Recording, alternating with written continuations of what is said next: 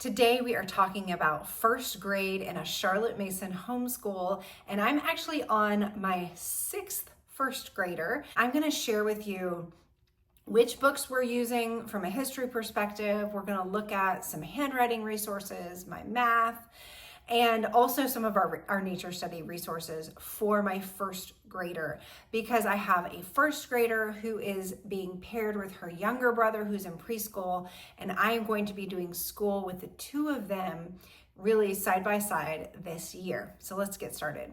My name is Joy Cherick. I am a homeschool mom of 7 children. I am the author of the Nature Study Hacking series, which is a series of books that are designed to help you get outside and use a nature journal, and they are organized by category. And I also am the creator of the Bloom and Brush Nature Study and Brush Drawing course, which I will leave a link to below. It teaches families how to combine brush drawing instruction with that nature study work that we all love and have a hard time actually doing. So I'm going to share all of my resources today for first grade. So let's just dive into it, and I will walk you through exactly what we're using. So I have the Jesus Storybook Bible. So the Jesus Storybook Bible, actually probably if you're reading it every day, it takes about a month to go through. So I don't expect this to take very long. We're just going to read it twice a week. And this is a wonderful way just to get the story arc of the Bible. It's engaging, and I know she'll be able to give me really strong narrations from that. So thinking of narrative and the story versus going line by line, because she's actually already getting that in our family devotions each day. Then we've got our biographies, and I'm using 50 Famous Stories Retold. These stories are super short, and they're really easy for kids to narrate and draw pictures from. So I do really like it. I'm actually continuing it from last year when we were using it with the CMEC. It's also on the Ambleside Online book list. You can see I've got my little tab here. I like to use these little magnets to keep my place. And I'm just gonna pick up where we left off last year. In addition to the biographies we're gonna do, I'm going to be using these Dallaire books. So this one is the George Washington book, and this one is the Buffalo Bill. Last year, we used the Leif Erikson and the Pocahontas, and again, my kids gave such beautiful narrations and drew such beautiful pictures. I was like, let's just get the rest of the set. So we're gonna keep going through this with my first grader and my preschooler. But for literature, I've grabbed B is for Betsy by Carolyn Haywood. Now, Carolyn Haywood wrote a ton of these short little introductory chapter books in the 1930s and 40s. So they kind of have that super sweet Americana vibe to them, and they're all about 10 chapters long. So again, this is another book that if you read it every day, you could probably get through it in about 2 weeks. But the stories are so sweet, and each chapter kind of just has like a little episode in them. And it's about a little girl. This one is about a little girl who goes to school in first grade, her very first time going to school, which we know as homeschoolers, they're not necessarily going to school for the first time outside of home, but they are starting to learn. So I really love this whole series. So we're gonna start, actually pulled the entire collection that I have, and I've got them like geared up to start reading through with her. And I'm excited about that. So as far as character goes, I know in the Charlotte Mason world, we love a good character study. And I picked up this book. This is God's Wisdom for Little Girls, and it also has God's Wisdom for Little Boys. I mean, they're like super short and sweet, but I thought it was a really fun way to introduce some of these little virtues that I want my daughter to start being more intentional to cultivate in her heart. And I'm not going to just leave it to this book. We're also, as a family, going through the Laying Down the Rails book lessons. The other one, Laying Down the Rails with Children, which is the one that has the lessons for our family, I'm doing in morning time. So she's going to get that as well. So more history. We have, I'm going to get to start her on our island story this year, which I'm super excited about. We are going to start at the very beginning of this book, and we're not going to get super far because I do not read it every day. So we'll see. I'll let you know how far we get. my hope is that we can get at least a quarter of the way through this year. If we get halfway through, I'll be surprised. Okay, next we are going to be using Charlotte Mason's elementary geography, and you'll see I have this little sticker here, and that is because that's where we left off last year on lesson 13. So we're just gonna pick right back up where we left. The reason I didn't get super far is because I like to work in other lessons and a lot of sand tray work so that they can build the shapes of the things that we're learning about. And then I also have some other resources that I just kind of pull in when I'm wanting to teach them different things about physical geography, where we are, you know, what the world looks like, all that. Okay, now let's look at our nature study resources.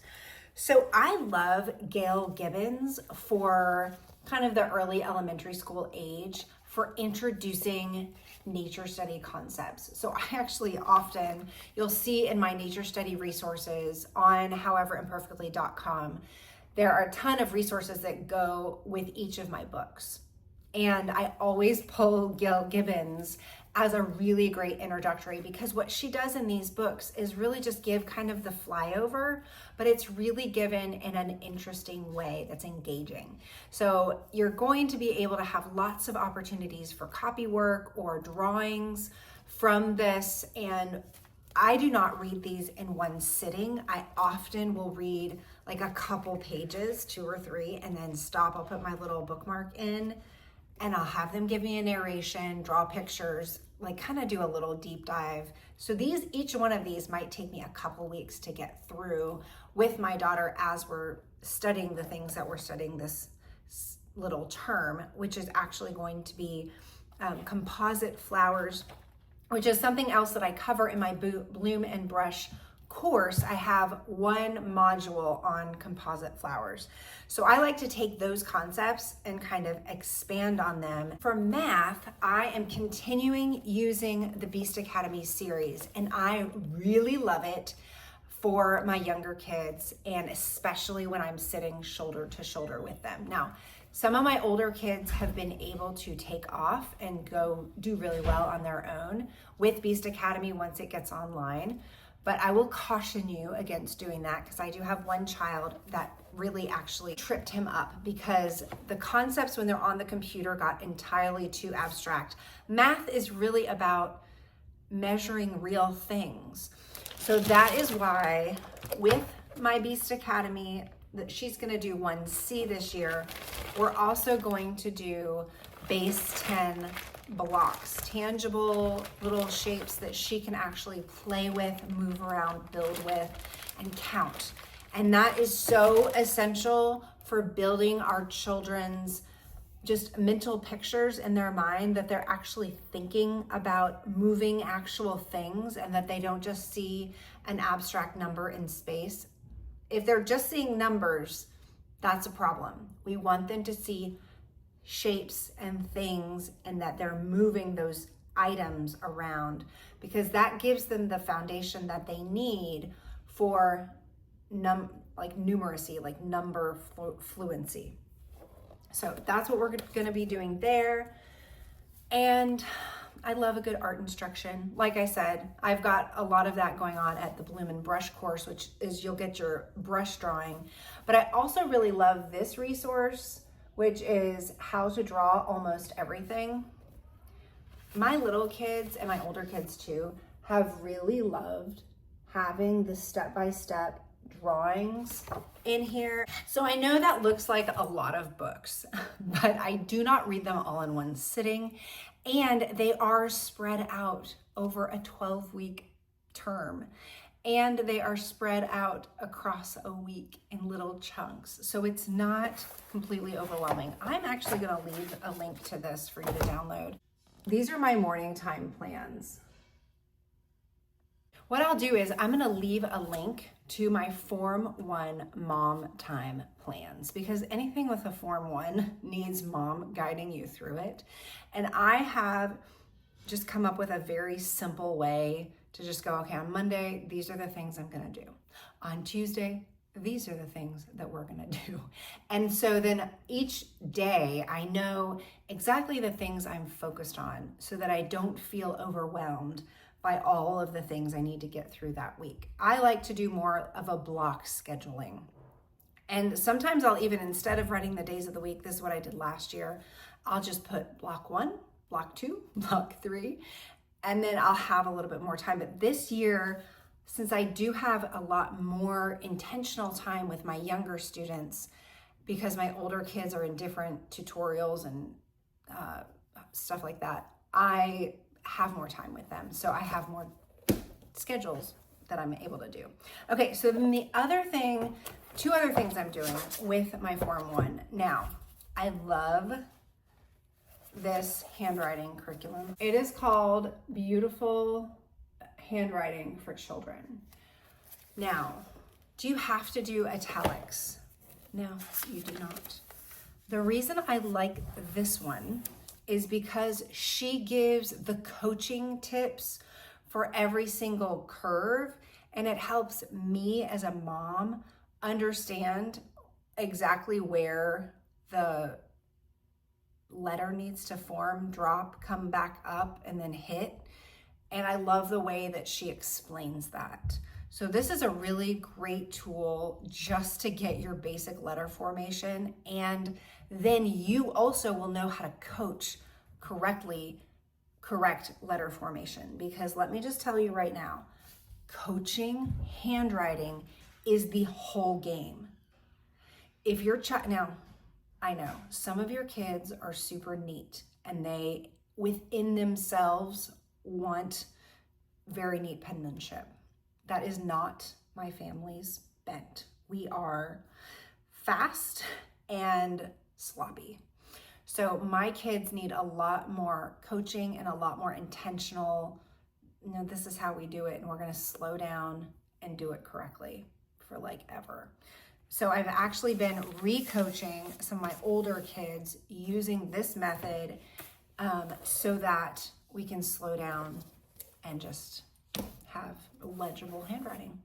All right, so finally, I will eventually, not this term, probably not even this semester, be using the Spelling UC, which is a lovely student workbook that uses kind of that building concept here. I started it with her last year, and here's kind of what it looks like. So like I'm saying these words aloud and then she's writing them down. And then there were some other area there, which is where you start. You start by reading. Listen to the word, listen to your teacher say the word, trace and write it. So you're tracing it and writing it. So my daughter is actually not ready for this yet because we need to work on her auditory system. She has struggled to read and been very frustrated. And what I did not recognize was that she is not actually processing those sounds. She's not distinguishing between sounds. She could not remember the word H for an eternity. And I was like, why are you not remembering this? We've been learning this for like a long time. And a friend of mine who's a speech pathologist gave me some games to play with her that showed me that, oh, she's actually not processing her auditory system working as easily as it should. Learning to read should not be so painful for someone who is healthy, normal, 7 years old. So I have been helping her with that. A game, in case you're curious, that you can play is take a little bag. Maybe it has a pen in it, a dish, some soap.